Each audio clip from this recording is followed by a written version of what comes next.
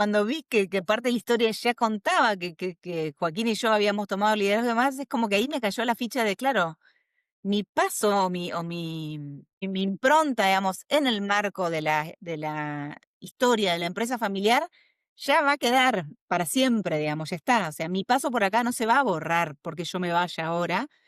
Y bueno, y nada, que me cayera la ficha de eso fue también como un poco un alivio, decir, bueno, no estoy dejando esto, pero yo ya pasé, ya dejé mi huella acá, creo que aporté cosas positivas y espero que mi aporte siga generando frutos en el futuro. Y ahora también estoy siendo consistente conmigo misma en mi necesidad de ir a buscar otras motivaciones, digamos. Hola, soy Magali Bejar y esto es Tiene que haber algo más. En este podcast desarmo historias reales de personas que tuvieron que tomar decisiones difíciles sobre su carrera y su identidad. Hoy conversé con Vicky Pietroboni. Ella es tercera generación de una empresa familiar de construcción con más de 60 años de historia. Vicky empezó su carrera profesional en el mundo de las microfinanzas siempre con una mirada puesta en el impacto social. Y hace 10 años heredó la compañía de su familia de un día para el otro y pasó a liderarla junto a su hermano. Hablamos de cómo se aprende un negocio desde cero, cómo es ser intrapreneur dentro de una empresa familiar y construir la autoridad sin ser hija de, y pasando a liderar con humildad y equivocarse rápido. Este episodio es sobre crecer en una industria que quizás no conocías y animarte a cerrar un ciclo cuando sentís que tu aporte ya estuvo hecho. Si esta conversación te sirve, te acompaña o te ayuda para pensar tu propio camino, compartila. A nosotros nos ayuda a que estas historias lleguen a más personas y también a quienes están buscando su próximo paso. Gracias por estar acá. Hola Vicky, bienvenida. Tiene que haber algo más. Gracias por venir a conversar conmigo. Hola Maga, bueno, muchas gracias por invitarme. Me siento muy honrada. Quiero que arranquemos contándome cómo era tu vida y qué estabas haciendo cuando estabas emprendiendo con Médicos de Casa. Médicos de Casas es un emprendimiento que yo arranco después de haberme quedado sin laburo porque trabajaba en una ONG de microfinanzas francesa, que en un momento decide cerrar su filial en Argentina. Entonces, en ese momento yo me encuentro con la pregunta de, bueno, a ver, sigo buscando laburo en relación de dependencia, siempre con la mirada social, que era un poco lo que a mí me había movido, donde me gustaba un poco laburar. También pensé en laburar en el Estado o me mando a emprender algo propio. Yo ahí tenía ya en ese contexto bastantes amigos emprendedores, entonces estaba bastante movida por eso y me llamaba la atención. Estaba vinculándome con Emprending, que es después una materia para emprendedores en la cual sigo hasta el día de hoy. Entonces como que me estaba resonando eso y dije, bueno, hice un cálculo de, bueno, tengo tanta plata, con esta plata puedo tirar tanto tiempo, voy por el lado de emprender y si no funciona, en el peor de los casos, vuelvo a buscar laburo. Eso fue un poco como lo decidí.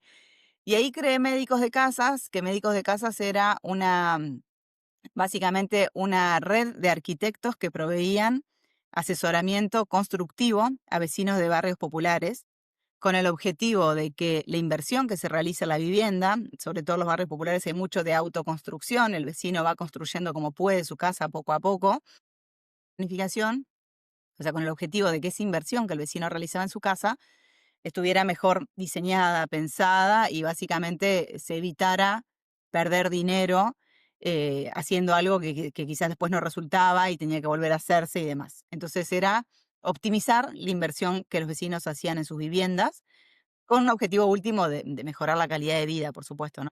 A mí siempre la vivienda me conmovió particularmente, como que eso es sentir el hogar como un espacio seguro, cuidado, lindo, que uno está ahí y disfruta estar ahí.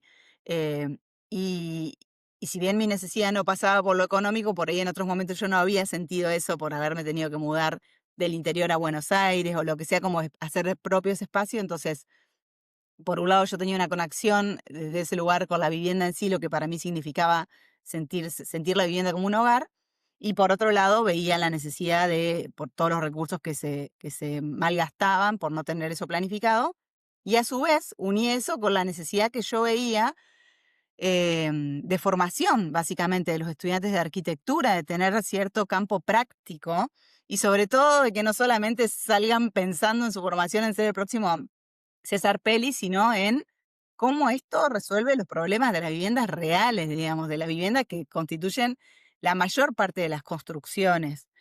Y bueno, y así fue como junté las dos partes y logré una red de arquitectos bastante grande, voluntarios, todos estudiantes de arquitectura voluntarios y unos pocos arquitectos rentados que formaban parte del proyecto y así empezamos a vender, porque siempre lo pensé como una empresa social, o sea, básicamente que tuviera un propósito social, pero que fuera rentable, porque después de haber trabajado mucho tiempo en ONGs, siento que a veces el hecho de que no sea rentado pone en riesgo el objetivo final.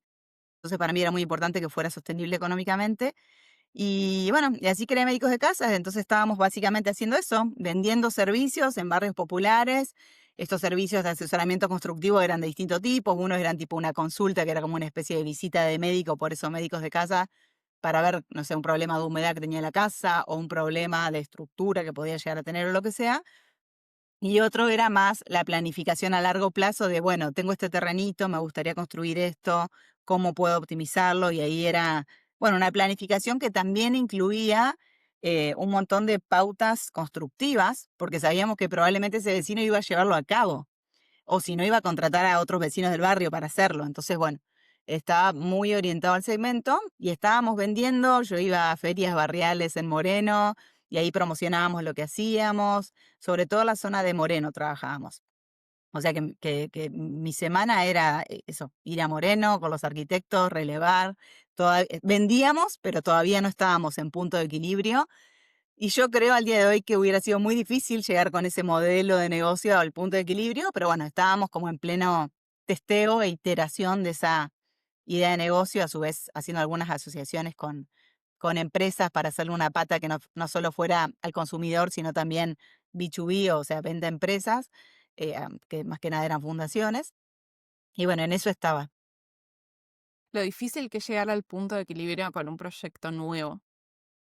Esa rueda que gire del 0 a 1 es realmente muy difícil. ¿Por qué crees vos que, si lo vemos en retroactivo, ¿no? ¿Por qué crees vos que no hubiese funcionado ese modelo? Porque yo creo que si bien veo con claridad que hay una necesidad de la vivienda y que esto agregaba valor desde el punto de vista que optimizaba la inversión, compite con tantos otros problemas en relación a la vivienda en sí. Primero, el principal problema antes que el asesoramiento es la plata para la construcción. Entonces hay tantos otros problemas que en orden de prioridad están antes, que el vecino no llega, digamos, a poder destinar recursos a eso, por lo menos con el modelo que yo había pensado. Y haciendo, por más de que era muy económico, porque estaba hecho con muchos voluntarios y demás, y unos pocos rentados, entonces era muy económico, seguía estando más abajo en la lista de prioridades de necesidades en general y de la vivienda en particular, también más abajo que las que eran prioritarias, y por eso pienso yo que no llega al punto de equilibrio. Y por otro lado, una cosa que también en relación a esto de che, qué difícil que es buscar el modelo y llegar al punto de equilibrio, yo ahí justamente porque no me daba para vivir de, si bien tenía esos ahorros y yo arranqué, estuve como, creo que fueron 2 años con el proyecto, un montón de tiempo. Entonces claramente no tenía ahorros para 2 años de estar probando, o sea, hundiendo plata en el proyecto. Entonces empecé a laburar part-time en una fundación de vivienda también mientras hacía esto, en Fundación Provivienda Social. Y a veces pienso que el hecho de tener ese dinero extra juega un poco en contra de apurarte para buscar el modelo de negocio, porque yo como podía seguir viviendo, bueno, podía seguir estirándolo. Y a veces eso como emprendedores nos puede jugar un poco en contra el tener más dinero en cuenta, por decir así, porque te permite seguir estirando esa situación que si no de otra manera o te fuerza a buscarlo antes o te fuerza a matar el proyecto antes.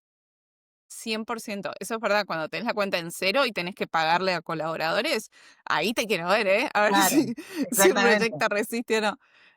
Vicky, ¿cómo fue el momento en que sabías que ibas a dejar Médicos de Casas y entrar a la empresa familiar? Bueno, ese momento no, claramente no lo sabía, nunca tuve tiempo de reflexionar, de decir yo quiero dejar este proyecto para pasar a la empresa de mi familia. Lo que sucedió, que desencadenó todo eso, fue básicamente que mi papá falleció, enfermó de cáncer, y en un año se vino, nada, en un año desde que nos enteramos del diagnóstico hasta que falleció pasó un año, Pero en ese año mi papá era de esas personas que parecía que no se iba a morir nunca. Era como muy metedor, con mucho empuje, y desde que se enfermó, se operó, tuvo una operación enorme, o sea, quimio, de todo, o sea, rayos, qué sé yo, pero él seguía como si nada, seguía laburando, o sea, por supuesto que tuvo su momento de reposo cuando se operó y demás, pero después de eso siguió laburando, siguió dirigiendo su empresa y en ningún momento empezó a proyectar algo de, bueno, a ver, si yo no estoy el día de mañana, ¿qué pasa con la empresa? Y yo siento que un poco nosotros, digamos, sus hijos, fingíamos un poco de demencia, es decir, bueno, no va a pasar esto, entonces nadie se ponía a pensar seriamente en qué pasaba con la empresa si papá no estaba. Y además fue tan así de que mi papá laburó hasta una semana antes de fallecer, que ahí fue realmente donde se vino abajo. Y en una semana, nada, falleció porque fue realmente, su deterioro fue en una semana. Y creo que no hubiera podido ser de otra manera porque, por cómo era él. A él le encantaba laburar, era su pasión, la empresa era, nada, su pasión, digamos, él lo hacía con mucho entusiasmo, con mucha alegría, y creo que también por eso hasta último momento él conservó eso, porque era algo que a él le hacía muy bien. Y bueno, en esa última semana fue cuando falleció, bueno, ahí sí, ¿no? Cuando papá falleció era, bueno, ¿qué carajo hacemos ahora? Yo soy la mayor de mis hermanos, yo tengo hermanos por parte de mi mamá y de mi papá. Por parte de mi papá somos 4 hermanos. Soy la mayor de los 4 y, y bueno, nada, era ese fin de semana, papá falleció un jueves, y ese fin de semana, o sea, después de velarlo, enterrarlo, era estar discutiendo qué carajo hacíamos con la empresa.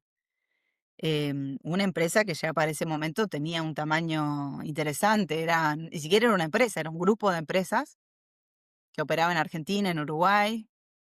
A ese momento habrá tenido unos 600 empleados.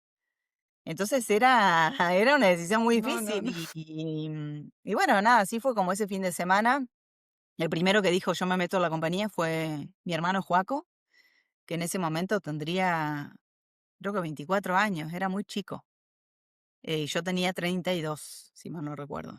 Y bueno, y yo cuando Joaco dijo: "Bueno, yo me meto", yo le dije: "Bueno, yo te acompaño, yo me meto con vos".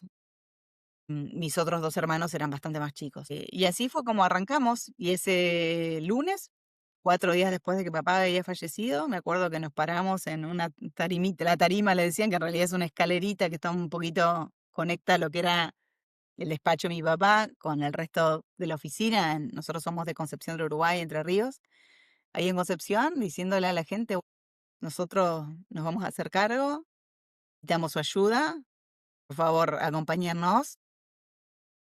Y la gente, la verdad que acompañó, acompañó y nos enseñó todo, básicamente. No sabíamos nada, o sea, entramos, lo único que sabíamos era lo que escuchábamos de papá en los almuerzos, en las cenas, que hablaba muchísimo de la empresa en casa, pero bueno, claramente de una charla, de un almuerzo, una cena, no te enseña cómo operar la empresa. Así que bueno, así fue la transición bastante brusca. Y a mí se me jugaba mucho, me acuerdo en ese fin de semana, que fue muy poco el tiempo de procesar esto, pero sí, lo que yo pensaba era, bueno, yo siempre vi mi trabajo como una herramienta de servicio, digamos. Como siempre sentí cierta vocación de servicio, que yo lo vinculaba a hacer algo en lo social. Y en ese momento, bueno, viendo que la empresa se había quedado sin su líder, sentí que el lugar de servicio era ahí. Y decir, bueno, por lo menos me tengo que meter acá hasta aportar lo que pueda aportar, y si no resulta, no resulta, pero como mínimo tengo que intentarlo. Y bueno, eso fue lo que sucedió en mi cabeza cuando dije: "Bueno, sí, estoy para meterme". Ujú. ¿Qué prejuicios o miedos recordás que tenías al principio cuando entras a un rubro que no es con el que vos venías trabajando y una empresa también como donde tu papá tomaba muchísimas decisiones como muy centralizado? Sí.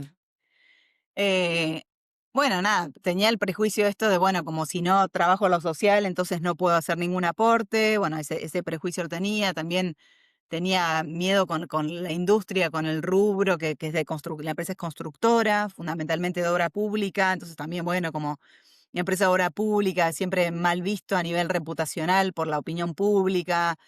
Todo eso que eran cosas que yo también charlaba mucho con mi papá, y por eso siempre que él me había invitado a trabajar a la empresa familiar, yo le había dicho que no.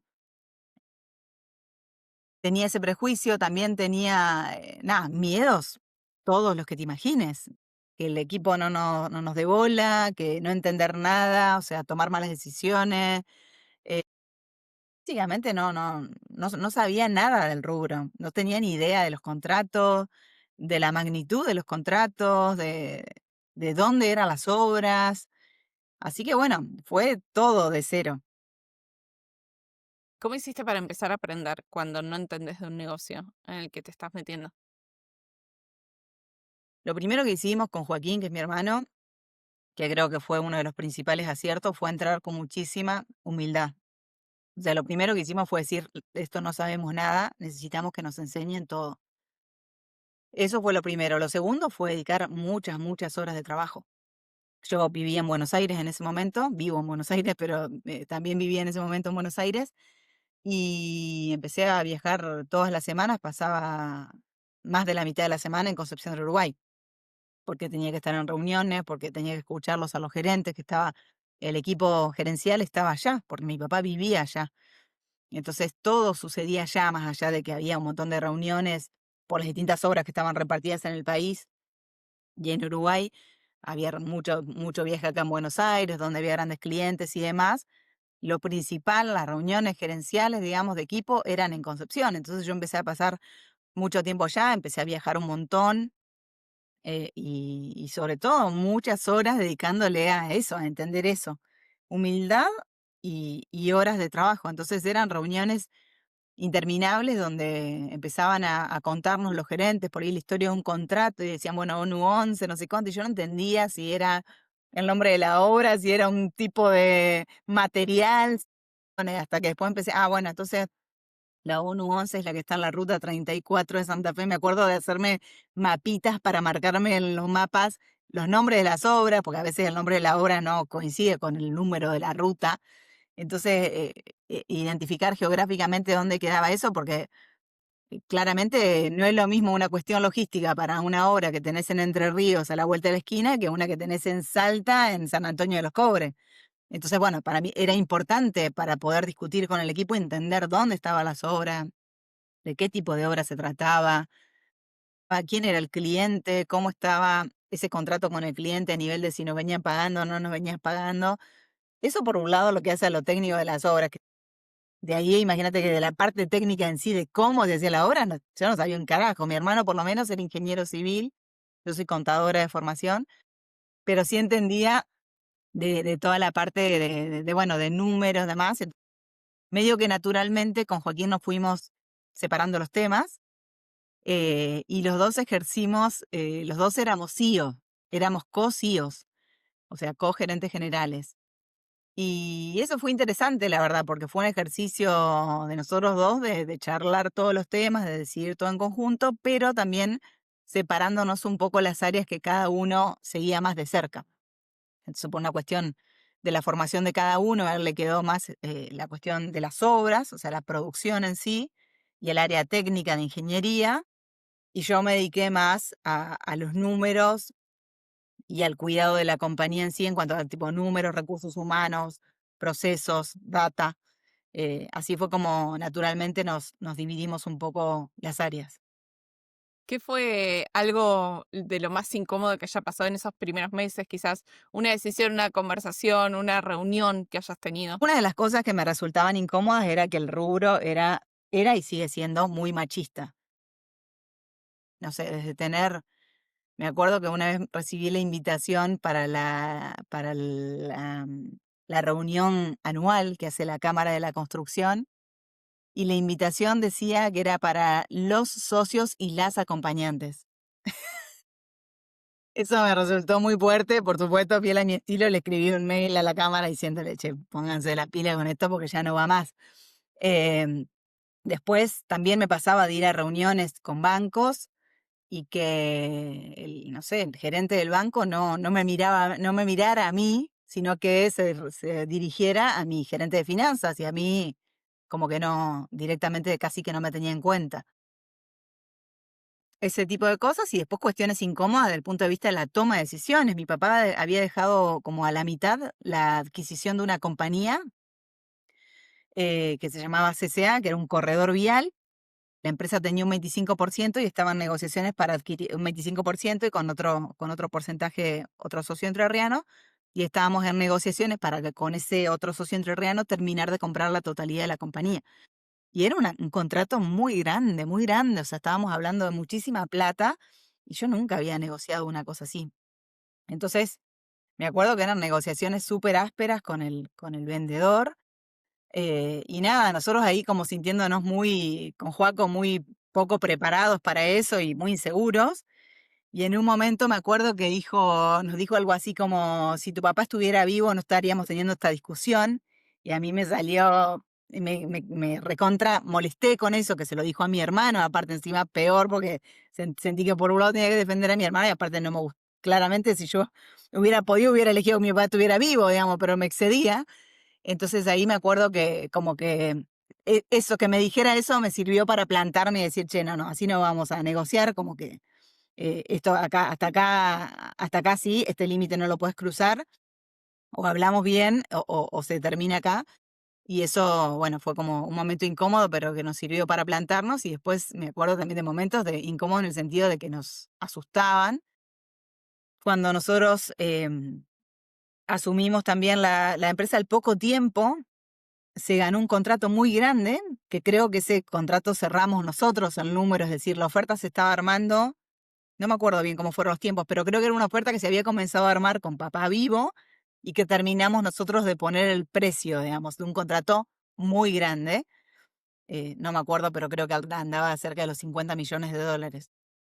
Eh, y, mm, y bueno, se hace la licitación y nos dicen ganamos el contrato de la ruta de la Autopista Nacional 19. Y en ese momento viene el equipo de producción y nos dice, bueno, ahora para hacer la obra tenemos que invertir $15 millones en compra de equipo. Y yo decía, ¿cómo se compran $15 millones en equipos? O sea, no me entraba a la cabeza el número, no tenía ni idea de cómo financiar eso. Hacíamos para traer esos equipos que ni siquiera no estaban en Argentina, había que comprarlos en el exterior, tenían que llegar con el tiempo adecuado para la ejecución de la obra, que arrancaba ya. Bueno, todo eso me parecía como de una complejidad enorme. Pero bueno, siempre fueron desafíos que fuimos abordando en equipo y siempre el equipo cuando traía eso no traía el problema, traía alternativas de solución y así fue como uno fue aprendiendo a tomar decisiones sobre eso. Ya ahora tengo claro que se puede financiar con leasing, que hay otra parte que quizás te financia la fábrica, que quizás una parte la financiás y que no todos los equipos hacen falta al inicio de la obra, pero bueno, en ese momento me tiraron eso y era como cosas que me abrumaban. Y ni hablar que son montos que no es que lo sacas de la caja de la empresa y si te le mandás un moco, lo solucionás, y tipo, sí, sí, acá están mis 15 millones. O sea, son cosas que no es que las puedes solucionar así de un día para el otro. No, totalmente, todo ligado a un flujo de proyectos que tenía que darse si nosotros ejecutábamos bien la obra. Bueno, toda una serie de cosas que el equipo igual ya estaba acostumbrado a eso.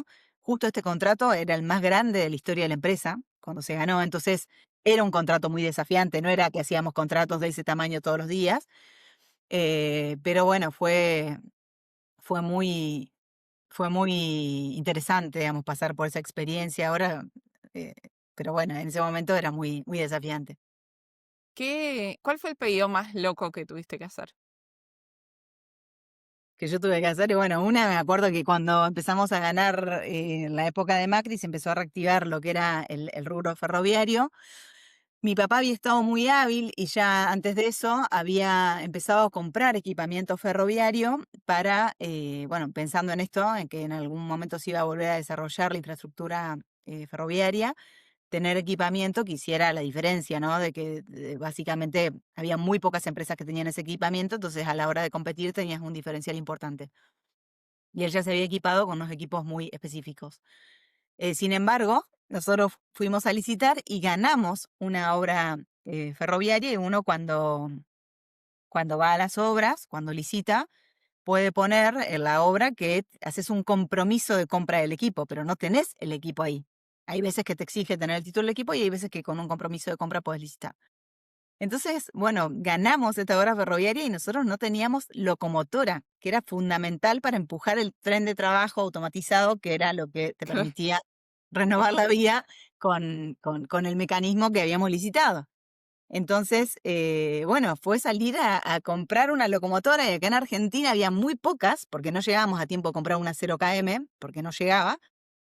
Entonces, además, probablemente no nos daba la plata para comprar una 0 km, entonces la idea era comprar una locomotora usada que estuviera en el país, pero había muy pocas, entonces había que dar con los contactos específicos que tenían esas locomotoras y yo me acuerdo de estar tirando en los grupos de amigos completamente random de, che, ¿alguien tiene en contacto con alguien que tenga una locomotora? Que lo veo me parece una locura, hoy tengo ya como mucho más curado cuál sería un espacio para pedir eso, pero en ese momento la desesperación era tal que era tirar en cualquier lado de, che, ¿alguien conoce a alguien que tenga una locomotora? Bueno, finalmente logramos llegar a la locomotora y logramos adquirirla, que también la negociación de eso fue otro capítulo aparte, que era como, me acuerdo de estar ahí sentada completamente insegura porque no tenía ni idea cómo negociar la compra de un equipo así y que ahí fuera el gerente de administración y finanzas, Juanjo, que realmente fue quien cerró la negociación y quien nos facilitó eso porque estábamos ahí con Joaquín un poco perdidos. Claro, no, espectacular. ¿Se te viene a la cabeza algún error que hayas cometido inicialmente en esa etapa que haya sido clave para el aprendizaje? Errores cometí millones, millones. Em, bueno, uno que hacíamos, que sí cometíamos ese error mucho con Joaquín al inicio, era que en esto de ser cosíos nos peleábamos mucho y nos peleábamos mucho en frente al resto del equipo directivo, lo cual resultaba muy incómodo para ellos. Nosotros desde el momento casi cero, que un empresario, o sea, yo cuando pasó esto de que papá falleció y de un día para el otro tomamos la dirección de la compañía, mis amigos me preguntaban, che, Vicky, ¿qué te puedo ayudar? ¿Qué necesitas? Y yo me acuerdo que mi respuesta al inicio era, necesito a alguien que haya pasado por una experiencia similar. O sea, esto de un día para el otro hacerte cargo de una compañía, bueno, si es familiar, mejor. Y era muy difícil dar con alguien, ¿no? Con esas características, con una compañía de esta envergadura, etcétera. Pero bueno, así fue como diciendo eso. Emi Chamorro me contactó con Andy Meta, que es uno de los dueños del Banco Industrial, que ellos tienen una historia bastante similar. Y me acuerdo que Andy, una de las cosas que nos dijo fue, bueno, nos recomendó una serie de cosas, armar un directorio, buscar un headhunter para buscar personas claves. Y uno de esos consejos fue que contratáramos a un coach para nosotros tener con quién hablar. No discutir las decisiones, pero sí que nos acompañe sobre todo las formas de liderazgo del equipo y demás.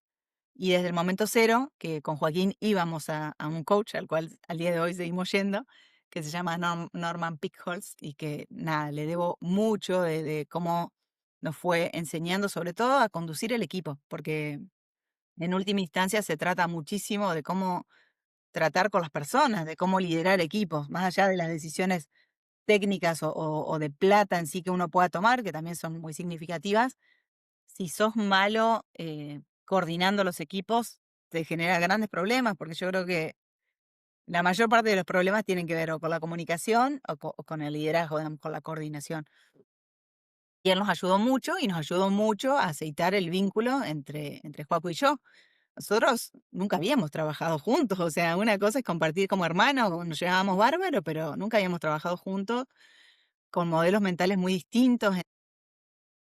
Yo súper aversa al riesgo, él recontra de tomar riesgo, entonces él se encargaba más de la parte comercial y traía algo, una idea o algo, y yo todo se lo boicoteaba, pero no porque se lo quisiera boicotear, sino porque me parecía muy riesgoso y él me decía, che, pero todos los negocios que yo traigo, vos me los tiras abajo y yo, en realidad no, pero yo estoy cuidando la empresa. Bueno, cuando entendimos que cada uno lo miraba desde su modelo mental, pudimos dialogar y comunicarnos mucho mejor, sin tanta fricción, poniéndonos más en el lugar del otro y no tomando personal lo que el otro decía, pero al principio fue difícil y eso se transmitía en peleas en público, lo cual hacía muy incómodo el laburo para todo el equipo. Imagínate que todo el mundo era tipo, me quiero ir de acá, era horrible. Y un primo mío que trabaja con nosotros, Maxi, nos dijo, che, chicos, o sea, ustedes si quieren en privado, mátense, pero no hagan más esto en las reuniones porque es muy incómodo para todos. Y la verdad que me sirvió mucho que nos pusiera ese límite, porque a partir de ahí empezamos a prestar mucho más atención y eso lo corregimos, más allá de que a veces tenemos opiniones distintas, no escala a estar peleándonos, digamos, ni en privado ni en público, por suerte. Así que bueno, sí, eso fue un aprendizaje grande. Em, y otros también me di cuenta también que yo era como yo soy muy directa en general, muy como veo por ahí algo claro y voy y soy muy directa, pero me daba cuenta que la forma podía resultar eso muy exigente o muy duro con el equipo de trabajo. Y eso fue algo que yo lo tuve que ir trabajando un montón. Hice, o sea, desde cursos y bueno, con Norman muchísimo, pero hice uno en particular yo soy fan de Dale Carnegie, que es un autor de hace 100 años, de los años 30, que sacó un librazo que se llama Cómo ganar amigos e influir sobre las personas. Y acá en Argentina está el Instituto Dale Carnegie, que da formaciones y muchas de esas formaciones tienen que ver o con oratoria o con relaciones interpersonales y cómo manejarse con la gente y cómo influir de una manera positiva a las personas, cuidando los vínculos. Y a mí me ayudó mucho ese curso y, y bueno, y creo que en algunas cosas fui muy dura con el equipo de trabajo, fui muy bestia, por decirlo así, y que poco a poco lo fui trabajando y hoy siento que tengo un estilo de liderazgo primero que tiene mucho más que ver conmigo misma. Yo quizás al inicio sentía que tenía que impostar más una posición por estar en un rubro muy de varones y también como un modo como más rudo y además también por no tener experiencia haciéndolo. Creo que también cometí muchos errores en ese sentido y probablemente el equipo al inicio lo habrá padecido. ¿Qué aprendiste en el curso de Dale Carnegie y cómo lo aplicaste?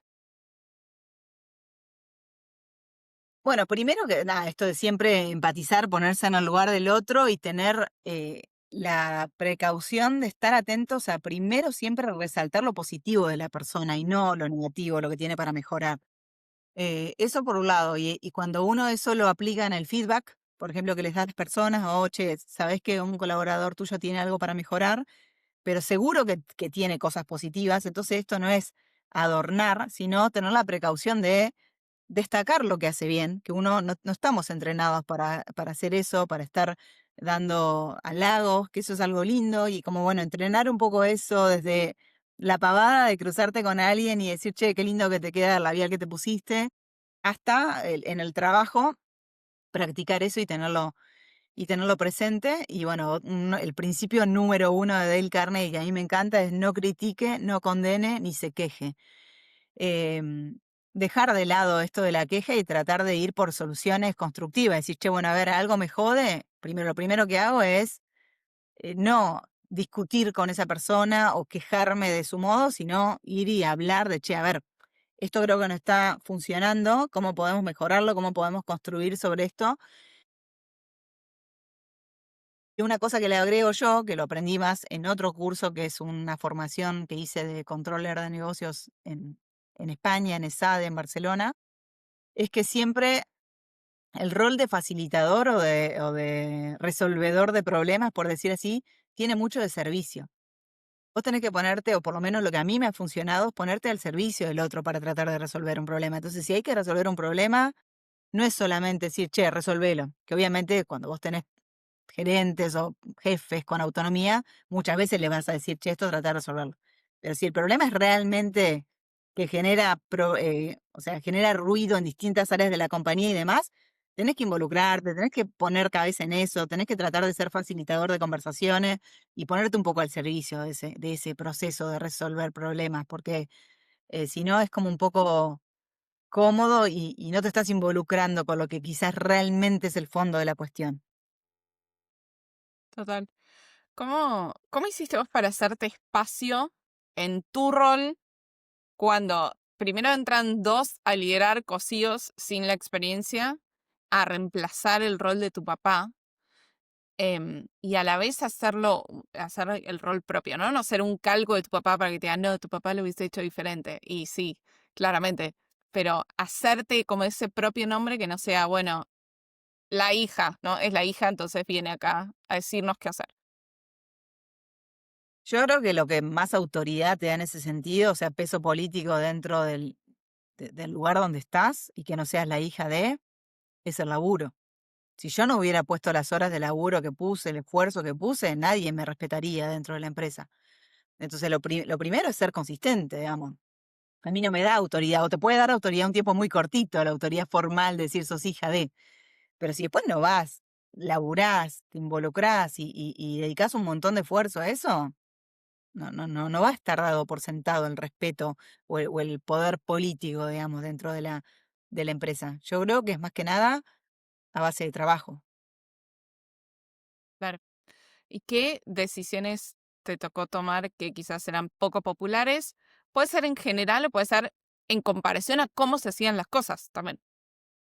Claro, bueno, en comparación a cómo se hacían las cosas, por supuesto, mi papá, después de estar no sé cuánto tiempo en el rubro,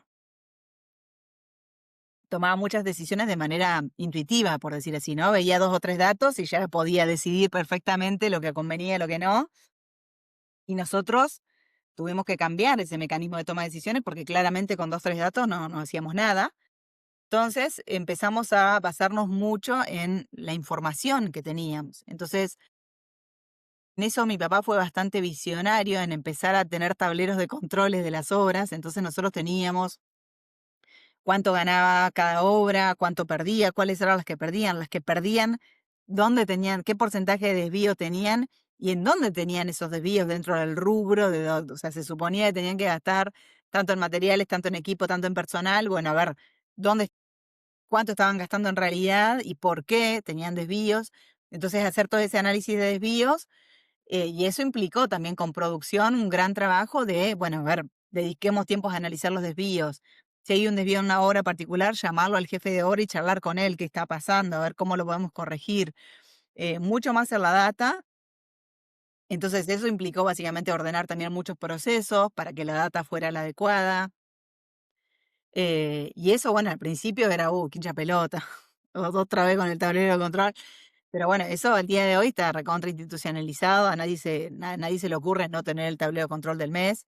Pero bueno, sigue siendo una batalla cultural, digamos, ahora está de moda la palabra, esto de decir, bueno, a ver, es importante que cada jefe de obra dedique un tiempo a analizar esto y entender su propia obra, porque si no, no la puede gestionar, básicamente.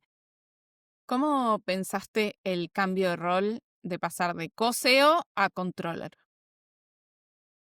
Yo me fui dando cuenta que dentro de lo que es la empresa nuestra, la función del CEO pasaba mucho por lo que tenía que ver con la parte comercial y la generación de nuevos contratos, además del manejo general del equipo y demás. Y yo me daba cuenta que yo estaba mucho más dedicada a un área que era más de cuidado de la compañía que de ejecución en sí. Yo no estaba tan metida en las decisiones de producción y demás que yo discutía con Joaco todo porque era como su mano derecha y él me llamaba por teléfono y hablábamos todos, cuestiones también capaz de obra, pero estaba mucho más metida en cosas de cuidado de la empresa. Entonces, cómo hacer para mitigar los riesgos, para que los números estén ordenados, para que los procesos sean los adecuados y sean eficientes, para que, no sé, la cuestión legal, que a él le da un montón de fiaca, poder tenerla ordenada. Entonces, yo me daba cuenta que naturalmente yo me dedicaba más a esos temas. Entonces dijimos, bueno, separemos estos roles, formalicemos que yo soy controller del grupo, no solo de la empresa de Casa Matriz, sino de todo. Y vos quédate como CEO, tenés la autonomía para tomar decisiones, pero sigo estando yo como mano derecha para charlar todos los temas que te resulten importantes charlar. Y así fue como decidí hacer el paso y además que yo me daba cuenta que a mí la velocidad de la toma de decisión de ser CEO en este tipo de empresa, digamos que es tan grande, de tanto, o sea, todo el tiempo mucho volumen de quilombo, porque la verdad que todo el tiempo surgen problemas, me agobiaba un poco, no me resultaba, yo no era muy buena tomando decisiones rápidas, no lo soy al día de hoy. Yo soy más de que necesito mi tiempo, analizar las cosas, qué sé yo, así como Joaco no es tan bueno tomándose un tiempo para leer un contrato, digamos, sé que le da mucha fiaca, entonces bueno, ese tipo de cosas fue más formalizar el rol de cada uno, lo que éramos mejor y separar eso. Otra de las cosas que me quedaron del curso de SADE fue siempre, como tomador de decisiones, mirar la sensibilidad de la cuenta de resultados, o sea, del estado de resultados, de tu línea final de rentabilidad de la compañía. ¿Qué es lo que verdaderamente impacta y qué es lo que no.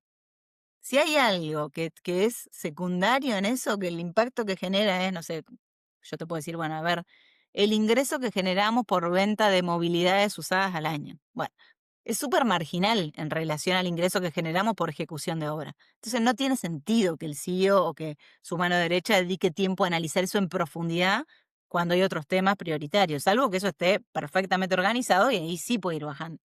Entonces, fui discriminando eso y aprendí a dedicar tiempo a lo que era verdaderamente importante. Y a veces Joaquín me decía, che, revisa tal cosa. Y le digo, ¿te parece? O sea, esto es como secundario, ¿te parece que? Pero si vos querés que dedique tiempo, yo lo dedico, pero no me parece relevante. Bueno, y así era como empezar a discriminar eso. De la misma manera que discriminar eso en términos de las reuniones. ¿Vale la pena que yo esté en esta reunión que la puede resolver perfectamente el jefe? Bueno, no, listo. Y ahí tratar de participar en lo que, donde uno realmente agregaba valor. Apareció vos el primer pensamiento de, che, muy bueno esto que entré a resolver, pero no va a ser para mí quedarme en esta empresa para siempre. Yo creo que ese pensamiento lo tuve desde el inicio, cuando estaba con esto de, che, pero yo siempre me figuré en el sector social y bueno, ahora el momento de servicio es acá. Siempre tuve esto de decir, bueno, a ver, vamos a hacerlo por un tiempo. O sea, siempre lo vi como un plazo determinado, meterme en la empresa y ver qué pasa, con la puerta abierta, no decir, che, si me encanta me quedo, pero sintiendo que lo mío pasaba más por otro lado, pero bueno, a ver, vayamos y probemos. Entonces, bueno, había un montón de cosas que a mí me resultaban difíciles no sé, del rubro, de la industria, de la cultura de la empresa, de tener una cultura heredada, y decir, ay, esto acá, ¿cómo cuesta cambiarlo? ¿Viste? Ese tipo de cosas. Y sobre todo, bueno, sentir que yo había puesto en pausa mi propio proyecto de desarrollo profesional, digamos, que pasaba más por una vocación más social o de impacto, digamos, por meterme en la empresa. No lo sentía como una deuda, pero sí siempre estaba ahí latente de, bueno, a ver, eventualmente yo voy a querer volver a vincularme con eso que dejé en pausa. Y yo lo pensaba como, bueno, quizás lo puedo hacer desde la propia empresa, quizás lo puedo hacer part-time, quizás, pero siempre estaba ahí dando vueltas, ¿no? De ver cómo puedo volver a darle espacio a eso que puse en pausa cuando me metí en la empresa. ¿Intentaste configurar eso, como llevarlo a la práctica? Decir, bueno, este es mi trabajo, pero pruebo algo, no sé, hacer una consultoría, lo pruebo part-time, hago un proyecto dentro del grupo. ¿Se probó algo de todo eso o era, bueno, cuando me vaya, vuelvo a ese desarrollo profesional que yo quería tener? Em, sí, probé, bueno, lo primero fue mientras yo estaba ejerciendo este rol, traté de continuar con las cosas que yo hacía de manera voluntaria, o sea, ya no dedicándome profesionalmente, pero que tenían que ver con eso. Entonces yo estaba, nada, yo tengo largos años de vida parroquial, entonces yo cuando asumí este rol seguía yendo a misionar a Chaco, me tomaba una semana de vacaciones para irme a misionar a Chaco y seguía haciendo eso que a mí me hacía súper bien. De la misma manera que participando en Emprending, los primeros años que asumí el rol fue imposible para mí, tuve que prácticamente iba una vez por cuatrimestre porque no tenía tiempo. Y después poco a poco me volví a revincular, cuando empecé a ordenarme más, cuando asumí el rol de controller y demás, que estaba un poquito más ordenada, pude dedicar, pero eso implicaba para mí sacrificios, que es que yo laburaba hasta las 4 de la tarde en Concepción del Uruguay, agarraba el auto, manejaba 3 horas y llegaba a la clase. Y eso lo hacía porque a mí me hacía bien estar en esos espacios. Además de que siento que agregaba valor, a mí me hacía bien. Y después sí, traté de decir, bueno, todo esto charlado y consensuado con mi hermano, decir, bueno, a ver, tratar de bajar un poquito la cantidad de horas que trabajaba para la empresa para ver si podía empezar a tener algunas horas libres para hacer algo o de consultoría o meterme en algún proyecto de otro o lo que sea. Y lo hice por un tiempo, que como que ni siquiera llegué a básicamente bueno, empecé a hacer tal cosa porque no tuve tiempo. Laburaba un poco menos de horas y empezaba a tener conversaciones con algunas personas del sector social, yo tengo un montón de amigos de ese palo, entonces a revincularme por ahí, pero eso duró muy poco, creo que 1 o 2 meses. porque bueno, siempre la empresa presentaba desafíos, esto fue también en el marco de que la obra pública en Argentina bajó muchísimo, entonces para nosotros fueron años muy duros, años donde hubo que reestructurar la empresa, con todo lo que eso implica a nivel de despedir personal, que es durísimo. Entonces, bueno, eso y a nivel también de desafíos financieros enormes de la empresa, volví a meterme también con la salida de algunas personas claves del equipo, decir, bueno, a ver, ahora ante la salida de esta persona hay que estar más presente en esta área. Y así fue como que la propia dinámica de la empresa me volvía como a absorber, o por lo menos yo no pude conciliar las dos cosas. Claro. Porque muchas veces, y esto digo, sin que a alguien que nos escuche le pase exactamente la misma historia que vos, siempre pasa que quizás estás en un trabajo que sabes que te querés ir o que te gustaría hacer otra cosa y cómo combinas o un voluntariado o un hobby o un part-time o una consultoría o emprender. Como que creo que eso es algo innato de las personas que siempre nos gusta más de una cosa o nos gustaría que nuestro trabajo o de donde sale tu sueldo sea algo que te encante y te apasione, ¿no? Y que ahí esté todo tu desarrollo. A mí me encantaba, o sea, mi laburo en sí me encantaba. Sobre todo cuando pasé a controller, lo decía, no lo disfrutaba tanto por esto de la velocidad de las decisiones y yo me sentía muy incómoda en eso. ¿Viste? Cuando sabes que en algo sos bueno y en otra cosa que te demanda muchísima Sí, energía. Lo podés hacer, pero te consume toda la energía. Bueno, yo sentía que me pasaba eso con el laburo de sí. Entonces a mí el laburo en sí me encantaba, pero me faltaba esa pata de decir, "Ay, el propósito de esto me gustaría que cerrara todo también con que el propósito a su vez me recontra motivara. Y eso no me pasaba. Entonces, bueno, un claro. poco por ahí. ¿Cómo te planteas en qué momento o en qué etapa la empresa está lo suficientemente bien como para que vos te puedas ir? ¿Cómo se tiene esa conversación? Bueno, yo creo que el momento ideal no existe. eh, y también creo que una de las cosas que aprendimos cuando falleció papá es que imagínate que él, con un liderazgo súper positivo, súper personalista, de meterse en todo y estar como muy en todo, no fue indispensable. Y la empresa pudo continuar bien y crecer, porque la empresa creció después de su muerte. Entonces, con esos dos aprendizajes o con esas dos cosas en mente fue que con quien primero me interesaba hablar y consensuar esto era con mi hermano, porque yo sabía que a mí lo que más me iba a costar no era ordenar los temas operativos de la empresa, que eso se puede ordenar, sobre todo porque teníamos un buen equipo, sino la parte de ser su mano derecha, ¿no? La consulta diaria, el apoyo, el acompañamiento. Me daba mucha cosa eso, porque habiendo estado como cosillos los dos, aún siendo dos, era muy solitario el rol. Porque yo lo hablaba con él, pero después no teníamos, o sea, yo hablaba con mis amigos de esto, y si bien, gracias a Dios, tengo muchos amigos emprendedores que toman decisiones y demás, no es algo tan fácil de compartir y que otro te empatice con tu situación y te aconseje, te acompañe. Entonces, una de esas cosas que yo sentí mucho era la soledad y por eso también me metí en un grupo, una red de empresarios que se llama EO, Entrepreneurship Organization, y a mí me ayudó mucho también porque ahí era como si yo tuviera un consejo directivo ad honorem, con gente que también tenía sus propias compañías de otros rubros, tomando decisiones todos los días. eh, y bueno, y eso me ayudaba mucho en no sentirme sola. Pero bueno, Joaquín se iba a quedar sin eh, la consulta diaria a la mano derecha, más allá de que me puede llamar, por supuesto, no estoy operativa, iba a ser muy distinto. Entonces, cuando yo empecé a tener esta idea de decir, bueno, quizás es momento de cerrar mi etapa en la empresa para poder tener tiempo para volver a reconectar con lo anterior, lo que más miedo me daba, lo que yo sentía que me impedía tomar la decisión era sentir que dejaba solo a mi hermano, porque también la verdad que lo que me movía ahí era que fuera mi hermano, porque si fuera un sí o que no pariente o con quien yo no tengo un vínculo amoroso, bueno, digo, bueno, lo resolverá, pero no me implicaría tanto. Pero bueno, al ser mi hermano, la verdad que me costaba mucho. Y bueno, fue hablarlo mucho con él y él desde el primer momento fue muy generoso conmigo en decir, vos hacé lo que te haga feliz, yo me voy a organizar.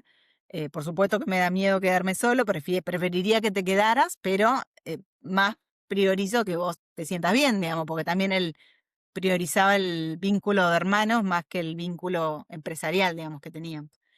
Así que bueno, fue empezar a charlar con él cómo organizar esto, cómo organizar operativamente la delegación de las tareas, de todas las responsabilidades que yo tenía, y cómo también ir armando un plan para que él tuviera distintas personas, digamos, de acompañamiento, quizás ya no una sola persona, pero distintas personas para distintos temas, para que lo acompañaran a él.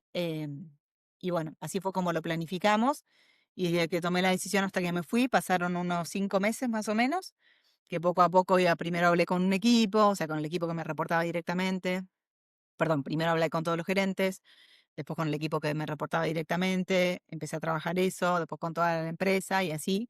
Y bueno, fue como una transición bastante ordenada. Yo me fui sintiéndome muy tranquila de que dejaba las cosas en orden y por supuesto que ahora eso fue hace muy poquito, el 30 de noviembre del 2025, van 17 días desde que no estoy en mi propia empresa. Así que bueno, eso fue bastante, un proceso que para mí requirió mucha valentía. Por supuesto que el día que estaba diciendo, che, bueno, última semana en la empresa, un miedo bárbaro, mucho miedo a no tomar la decisión correcta. Siento que en el fondo, si tomé la decisión correcta o no lo voy a saber en el futuro, pero sí de lo que estoy segura es que tomé la decisión que yo necesitaba en ese momento y estoy tranquila con eso, estoy muy tranquila, me siento muy en paz y bueno, básicamente lo que motivó la decisión fue tratar de reconectar con lo que puse en pausa cuando me metí a la empresa, que es que a mí me dan ganas de hacer algo que tenga impacto social o impacto ambiental, pero que tengan más que ver con un propósito un poco más profundo. Y estoy en ese proceso de búsqueda. Ujú. ¿Qué es lo más difícil de soltar una experiencia como esta? Puede ser el rol, la identidad, la historia, la continuidad con tu papá. A mí lo que más me costó soltar era esto del cuidado, si se quiere, de mi hermano, porque siempre lo viví así como hermana mayor. Siento que me asumí un rol de cuidado que no corresponde en realidad, en el sentido yo soy hermana, no soy nada más que hermana, pero sí por ser hermana mayor me sale por default siempre, no solo con Joaquín, con todos mis hermanos, esto, y siento que eso me hizo que me costara bastante la decisión. Y después también se me cruzaba esto de la propia empresa familiar que arrancó mi abuelo, continuó, bueno, mi tío, después mi padre, bueno. Y nada, en un momento dado, nosotros escribimos la historia de la empresa que no estaba escrita en ningún lado, y bueno, y en un momento me puse a leer esa historia y cuando vi que parte de la historia ya contaba que Joaquín y yo habíamos tomado liderazgo y demás, es como que ahí me cayó la ficha de, claro, mi paso o mi impronta, digamos, en el marco de la historia de la empresa familiar, ya va a quedar para siempre, digamos, ya está. O sea, mi paso por acá no se va a borrar porque yo me vaya ahora.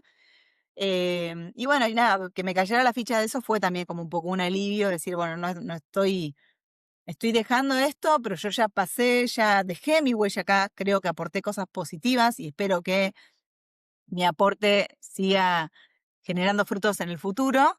Y ahora también estoy siendo consistente conmigo misma en mi necesidad de ir a buscar otras motivaciones, digamos. Y eso también me parece lindo para conmigo misma, ¿no? Por ahí reconocerme eso, porque sí me daba mucho miedo decir, ¿qué pasa si yo pasan 10 años más? Porque en el medio pasaron 10 años, casi, 9 años y medio. 10 años más y yo sigo con, bueno, pero tengo esta necesidad y todavía no le di lugar. Eso me frustraba mucho pensar eso, que a futuro pasara eso. ¿Cómo haces ahora para analizar tu próximo paso? Porque vos podés decir, buenísimo, me encantaría algo con impacto social o ambiental, pero eso puede tener realmente mil formas distintas de cómo se concreta eso en el día a día. Estoy en un proceso de búsqueda, no tengo claro cuál va a ser el próximo paso ni qué características tiene que tener, excepto dos. Una es que tenga algún tipo de impacto positivo, que sea algún tema que a mí me motive, porque hay un montón de temas sociales que yo me doy cuenta que por ahí no, a mí no me motivan. Por ejemplo, no sé, todos los temas sociales que tienen que ver con salud. A mí mucho eso no, o sea, no, siento que no es un tema con el que yo conecte tanto, pero lo que es sustentabilidad y impacto social desde el punto de vista de mejorar la calidad de vida de las personas, de quizás en el día a día, por eso la vivienda, las finanzas, como que siento que esos temas me convocan un poco más. Es eso como una característica, que tenga eso como propósito final. Y la otra es que lo quiero hacer con otras personas. Yo ya emprendí Médicos de Casa, lo arranqué sola, después sí se sumó una socia, que después también se fue, y no me gustó hacerlo sola. Como que sí o sí yo quiero tener socios en esto y de hecho yo también pensaba de, bueno, ¿estoy para meterme en un proyecto de otro como empleada?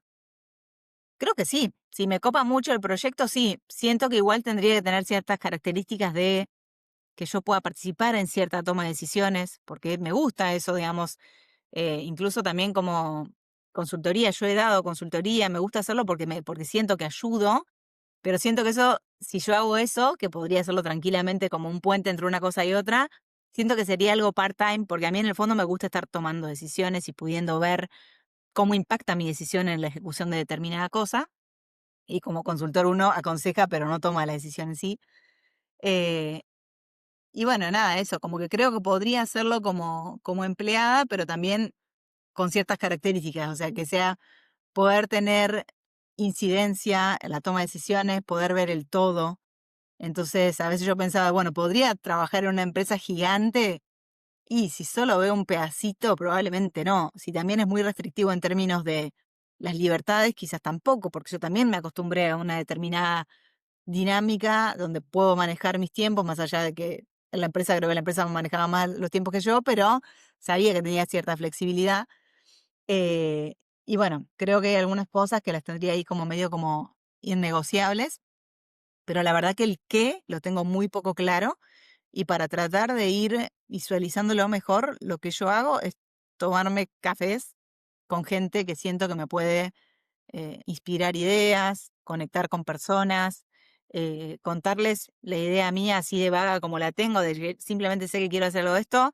Y cuando uno lo cuenta, ya surgen personas que se te acercan y dicen, che, mira, yo tengo tal idea, ¿por qué no nos juntamos a tomar un café? De hecho, esta semana me pasó con 2 personas solo en esta semana. Em, y creo que hay que estar abierto a eso, a ir como tirar al aire la necesidad de uno, lo que uno quiere, y ver qué va surgiendo ahí. Un poco no tener miedo a, entre comillas, perder el tiempo cuando vos decís, bueno, esta conversación, o sea, una persona random que me escribió por LinkedIn en idea, digo, bueno, ¿por qué no? O sea, ¿qué es lo peor que me puede pasar?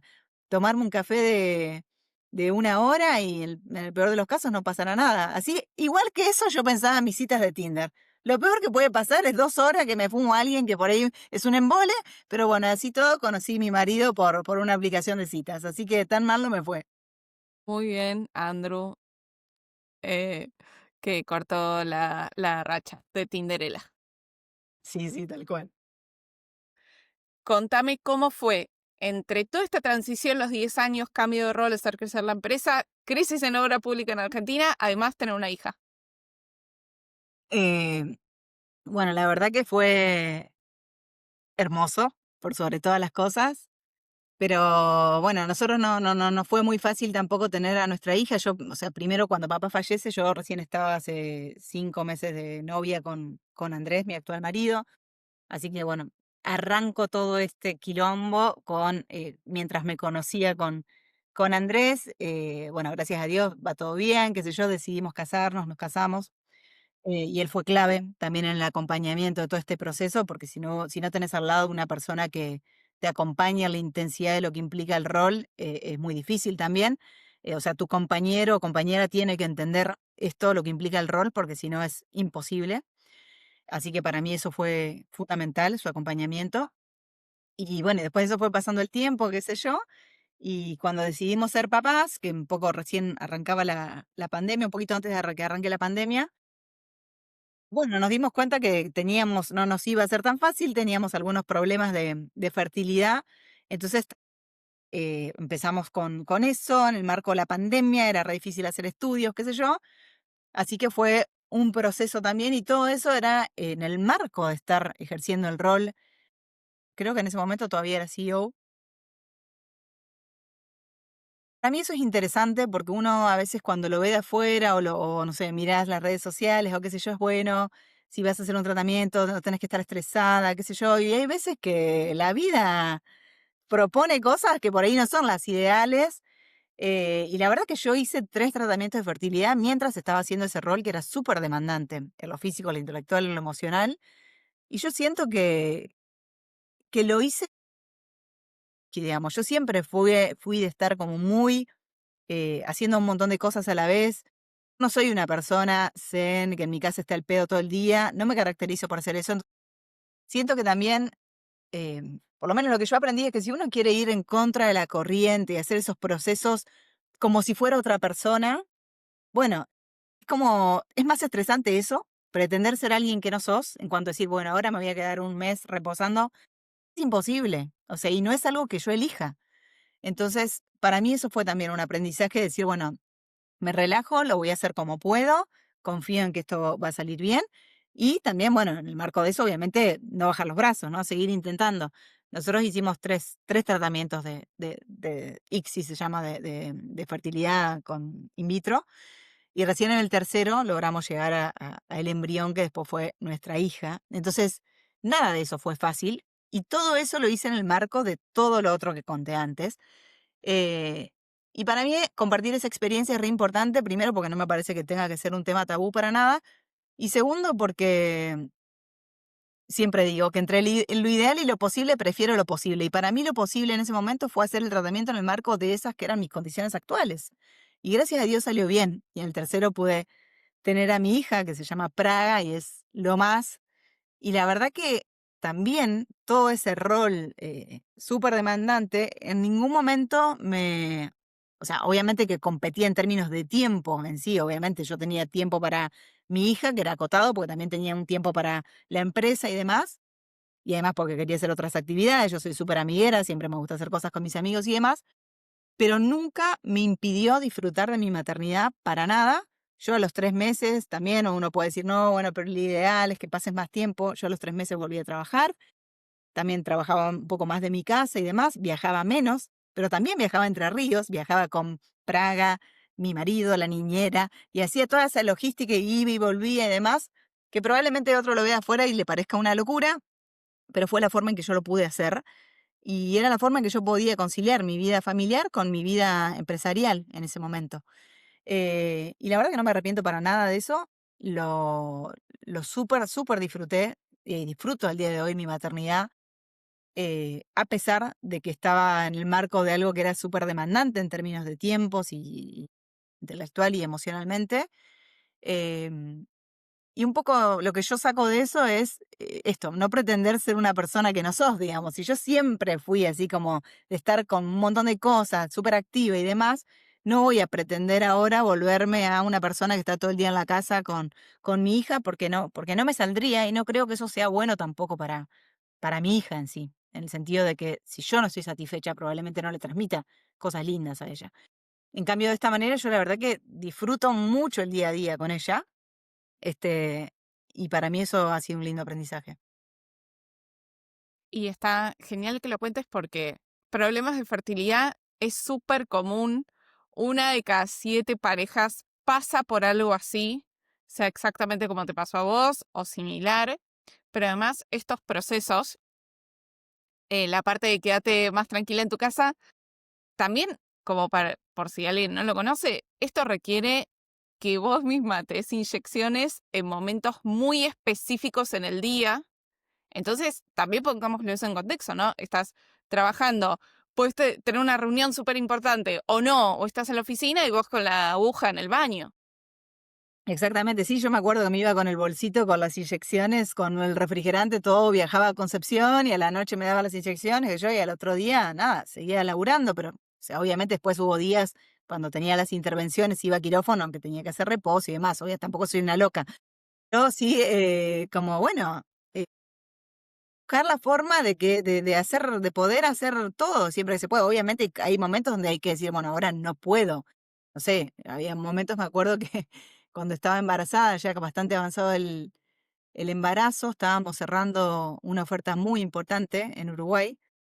Y yo me acuerdo de sentirme agotada y estar casi al punto del llanto, decir, no puedo más, no puedo más. Bueno, y ahí como también ser consciente de también la propia limitación y decir, bueno, no tiene sentido tampoco llegar a ese límite. Obviamente no es que todo lo hice bien, hay momentos donde siento que me excedí, como en ese momento, Pero, bueno, ser consciente del propio límite y estar atento a uno, conocerse uno e ir uno eligiendo sobre todo. Está buenísimo, está buenísimo. ¿Qué te entusiasma del futuro? Del futuro me entusiasman un montón de cosas. Primero está como esta etapa de descubrimiento. Ahora estoy bastante al pedo, por decirlo así, al pedo en el contexto de tener una hija de 3 años y que nunca estás al pedo, pero digo, tengo mucho más tiempo disponible que antes.